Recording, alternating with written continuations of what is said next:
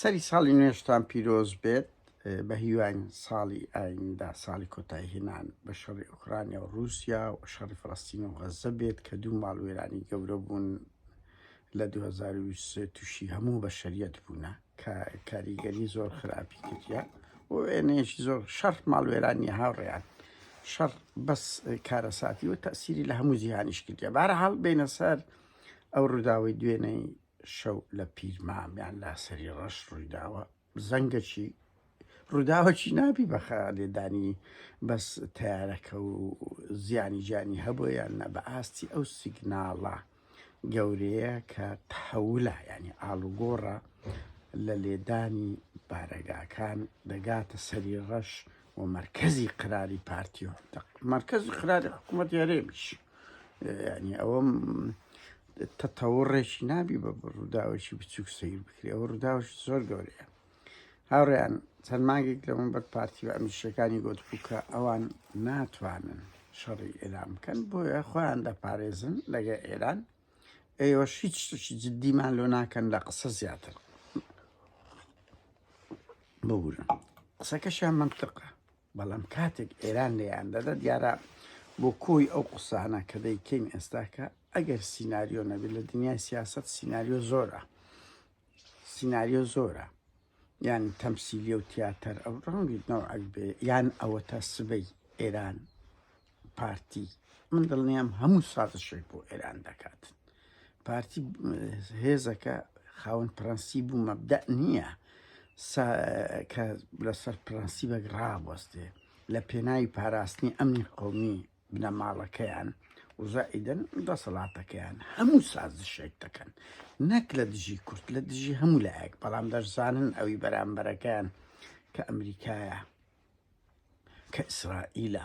گەمە نییە توکرێ سەنگەری ئێرانیانی بەزدی ئەوەش قورسە بەڵام گرنگ ئەو تەحەولەی کە دوێنێ شەو لە سەری ڕەشدا ئەوە ئەگەر هەیە کراوەبی دەیانی کەی بەدوو دێتن و شوێنی هەستیارتریش لێ دەدرێتن و سیگناڵەکە ئێران و ئێرانە زیاتر لە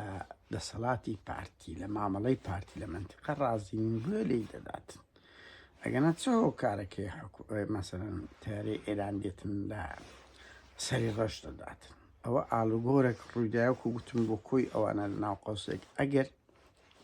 تەمسیلیەکردنێک نەبێ لە مەبەینی نێوانیان یان ئەوە تا سبەینێ پارتی سازش بکاتن ئەم دڵنیام هەموو هەوڵێک دەدەن بەس ئایا چەند ئەو پارسەنگیان پێڕادەژیرێ لە نێوان هەردوو بەرەدا ئەوەش قورسە ئەوە دێتە دوێ و پارتی دەبێ ئەو باش بزانێتن لەو خاڵەدا چکو دیتم ئێستا هەڕەشە و گڕۆشەی گەف دەکە کاچ خۆم کورە واز لەو زمانە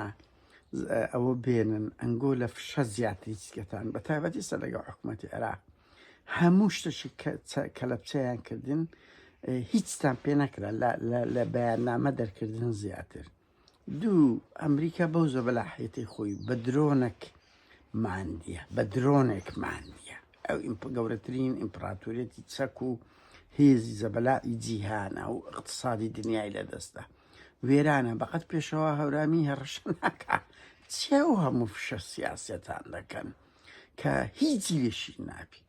کاکە خۆ شێروانی و گۆدار زێباریە بیخێ ژۆرێ و ماڵی دوو ماڵە فەقیرە بچێ سەر بارەگای ئەوە ئێرانە بۆیە لە ئاستی قەبارەی خۆتان هەڕەشە بکەن کەس ناڵێ سازش کەس ناڵێ تەسلیم بن کەس ناڵێ بێ ئیرادە بن کە تێتاندانە بەڵام کاچ خۆم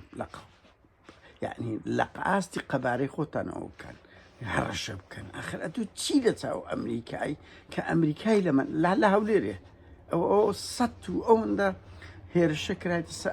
ئەمریکا دەرەقەت نایە پاتریۆتی ئەتو چی ئەو هەموو هەڕەشەیە دەکە ینی بەجددی لەو زمانە گوتارە کە ماڵوێرانی زیاتر هیچ تری بۆ کورت نەهێناوە و هیچ کارتان نییە بە قوربان هیچ کارتان نییە ئەوە کۆی دەڵێن تاالبانی ڕۆژێک بەنێچیری گوت و ئەری وەرە بە من بڵێ مامدنەوەوی هەیە ئەو هەڕەشە لە حکوومەتی عێراق و منەتی کەس نازانی گوتبی ناوڵەوە تێتی چێ و هەموو هەڕەشە دەکە کاچ خۆم قسێک ئەو گوتارە هەڕەشە ئامێزەک نازم سیدو ساڵ ئەمە هەردەت ێمە دەبیدرێ قوبوڵ ناکەین بەڵام لە کردار ئەوە حکوومەتی هەرێمتان کردە قەشمەر هیچ سنگ و ئەوەتە نمایە بەس دۆ گیانی مەمانە لە گیانی مە 6 ساڵدا بێ کۆتایی پێدێت بەهەرحاڵ ئەوە ئاڵوگۆڕەشی زۆر گەورەیە و ئیتری دێتە دوێ بەکو گوتم ئەگەر تیاتر نەبی و ئەگەر سازش پارتی بتوانێت قەنەعەت بە ئێرام کە ئەگەنا پارتیش وەکو ئەمریکا لە منتقی دەکەوێتە بەردرۆنەکان و دە هەندە هەیبەتی سیاسی دەشێتن کاتەچی خۆش بەورن کاتەچی خۆش دووبارە سەری ساڵتان پیرۆز بێت هیوادارم هەمومان بە خۆشی شادی ببینە سەر ساڵی ساڵ ساری کەمتر ئازادانی مرۆڤەکان و ئاژەڵەکان بێت.